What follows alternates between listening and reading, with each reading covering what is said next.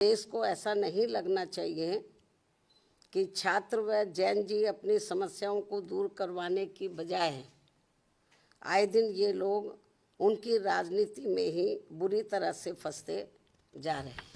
बहुत लंबे समय बाद ऐसा लग रहा है कि बीएसपी ने एकदम सॉलिड होमवर्क किया है और एकदम सॉलिड होमवर्क करके 2027 के रण में उतरने जा रही है।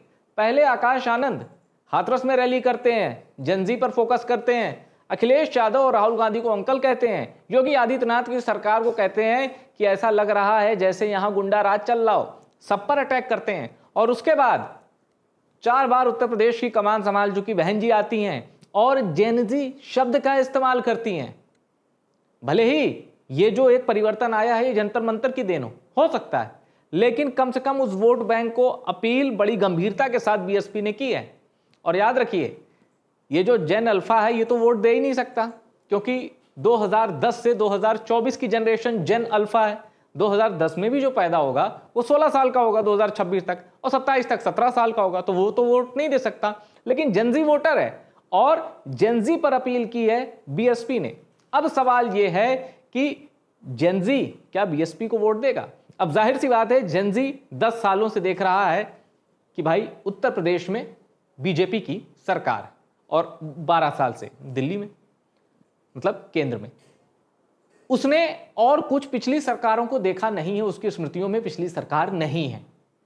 एक होता है कि कुछ नया ट्राई करने की एक भावना होती है कि इनको आजमा चुके, दूसरे को आजमाने में क्या हर्ज है। हमने कई बार देखा है कि आदमी, जैसे ये विधायक हमें पसंद है, लेकिन दूसरे को आजमाने में क्या दिक्कत है, एक बार उसकी भी देख लेते हैं। इस थ्योरी पर भी वोटिंग होती है, तो क्या इस थ्योरी पर 2027 में भी वोटिंग होने जा रही है? बहन जी ने अगर जेनजी, ये जो जनमानस है, ये जो वोट वर्ग है, इसको अगर टच किया है तो ये बड़ी ही शानदार रणनीति है। इंतजार 2027 में करना होगा, देखिए नतीजे बताएंगे।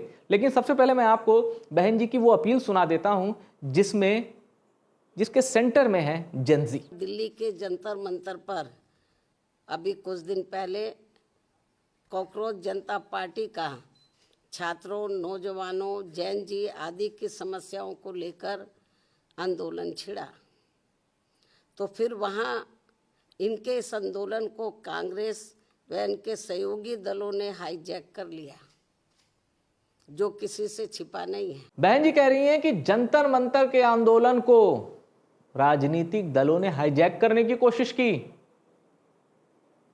समझिए आप बात, मतलब जंतर मंतर के आंदोलन को कोई दूसरा दल कैश ना करे, 2027 में उसका भी काउंटर लेकर बहन जी हाजिर हैं। और जो मैंने हाथरस के सादाबाद में आकाश आनंद की स्पीच सुनी थी, शानदार स्पीच थी। और आकाश आनंद 31 साल उम्र है। अगर जेनजी सोचेगा कि हमसे कौन कनेक्ट कर रहा है तो वो नाम आकाश आनंद का होगा, अगर एज वाइज जाएगा तो। बाकी रणनीति बनाने में 4 बार कमान संभाल चुकी हैं। 9 अक्टूबर की रैली, जिसमें इतनी भीड़ आई थी कि बाहर भी हजारों लोग खड़े होके बहन जी को सुन रहे थे। अगर वहीं से लड़ाई शुरू होती है तो इस बार बीएसपी वाकई चौंकाने वाली। लड़ाई मुश्किल है पर असंभव नहीं। देखिए कैसे, मैं आपको समझाता हूं। सबसे पहले जरा देख लेते हैं अखबारों ने कैसे बहन जी के जेनजी टच को देखा है। यूपी चुनाव से पहले मायावती का जेनजी पर दाव, बेरोजगारी, पेपर लीक के मुद्दे पर सरकार को घेरा। कांग्रेस या भाजपा को आंदोलन हाईजैक नहीं करने दो, जेनजी को मायावती ने बसपा की राह दिखाई। और अब मैं आपको इन तथ्यों पर ले आना चाहता हूं। 2007 में बहन जी 206 या 207 सीटें आई थी बीएसपी की, पूर्ण बहुमत की सरकार। 30% वोट शेयर था बीएसपी का, 30%। अब 2012 में समाजवादी पार्टी पूर्ण बहुमत के साथ आती है। 2007 में वोटिंग हुई थी कि सपा हटाओ बसपा लाओ। 2012 में वोटिंग हो गई बसपा हटाओ सपा लाओ। अब आप देखिए वोट परसेंटेज सिर्फ 5% का अंतर है। 25%, 5% घट गए, सीटें बहुत घट गई, 80 सीट रह गई थी बसपा की। अब यहां देखिए 3% वोट गिरा 2017 में, लेकिन एनडीए आपको पता है 300 से ज्यादा सीट, और बीएसपी के 19, 206, 80, 19। वोट शेयर बहुत ज्यादा नहीं गिरा, 3%, लेकिन आप सीटें देखिए, करीब 60 सीटें कम हो गई, 3% वोट शेयर।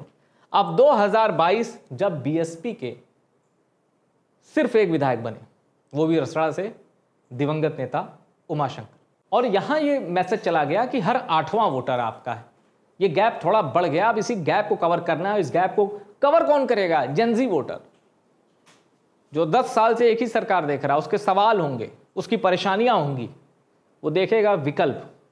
एसपी कांग्रेस का अलायंस है, अगर वो कांग्रेस को विकल्प मानता है तो भी उसे एसपी को वोट करना पड़ेगा, एसपी को विकल्प मानता है तो भी उसे कांग्रेस के कैंडिडेट को वोट करना पड़ेगा, या अगर वहां एसपी का कैंडिडेट है तो बात अलग। मुमकिन है थर्ड ऑप्शन के तौर पर बीएसपी भी देखें लोग, जेनजी वोटर की बात कर रहा हूं मैं। और अब सवाल आता है, आप याद कीजिए बिहार चुनाव में क्या होता था, नरेंद्र मोदी जाते थे या नीतीश कुमार आते थे, इनके पास एक ब्रह्मास्त्र था, जंगल राज। तो क्या कहते थे वोटर से? जब एनडीए में नीतीश और बीजेपी साथ लड़ते थे तब की बात बता रहा हूं। नीतीश कुमार और नरेंद्र मोदी एक ही बात कहते थे कि जाकर अपने मम्मी पापा से पूछना उनके दौर का बिहार कैसा था, यही कहते थे। तो अगर जेनजी अपने मम्मी पापा से पूछेगा कि किनके दौर का उत्तर प्रदेश अच्छा था, तुलनात्मक रूप से किसी का जवाब कुछ भी हो सकता है, पर जहां बात आएगी लॉ एंड ऑर्डर, 2007 से 2012 कहीं से कोई खराब टेन्योर नहीं था। बहन जी के लॉ एंड ऑर्डर की आज भी मिसाल दी जाती है, अपनी ही पार्टी के नेताओं पर एक्शन ले लेती थी। तो जो एक शानदार राजनीतिक अतीत रहा है बीएसपी का, जो अभी बहुत बड़े संकट में है। क्यों? क्योंकि इस वक्त बीएसपी का ना तो कोई विधायक उत्तर प्रदेश में, ना ही कोई सांसद। 1984 में यह पार्टी बनी थी और आश्चर्यजनक रूप से 1995 में बहन जी सीएम बन जाती। नरसिम्हा राव ने मिरेकल ऑफ डेमोक्रेसी कहा था मायावती को, और बहन जी एक बार नहीं 4 बार बनी उत्तर प्रदेश की मुख्यमंत्री। और कोई पैराशूट की तरह लॉन्च नहीं हो गई थी वो सीएम की कुर्सी पर, साइकिल पर वो जाती थी प्रचार करने, पीछे कैरियर पर बैठकर वो लाउड स्पीकर के साथ प्रचार कर, और भाषण इतने तीखे, आज तो कोई भाषण ही नहीं देता, सेंसर करना मुश्किल हो जाता था, इतनी आक्रामक रहती थी बहन जी। कांग्रेस और बीएसपी का अलायंस हुआ, कांग्रेस गई काशीराम के पास। कांग्रेस की एक ही दिक्कत थी कि बहन जी बहुत तीखा बोलती, इनसे कहिए बयान ना दें। आप सोचिए,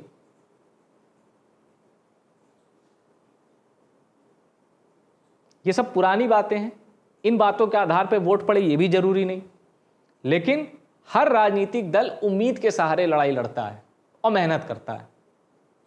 उम्मीद है जेनजी, उम्मीद है कोर वोटर, जिसमें जाटो वोटर की सबसे बड़ी भूमिका है। वोट नहीं बटा तो ये 12% 22 में भी हो सकता हो, 22% वोट धमाल मचा सकते हैं। तो यहां से यहां भले नहीं जाना, अगर यहां से यहां भी चली गई बीएसपी, क्योंकि इतना तो है, जब पार्टी के पास एक विधायक थे तब इतने % वोट शेयर थे उत्तर प्रदेश में, मतलब इतना तो मिनिमम है, इसके ऊपर जोड़ना है, और जोड़ने का काम बहन जी ने दिया आकाश आनंद को।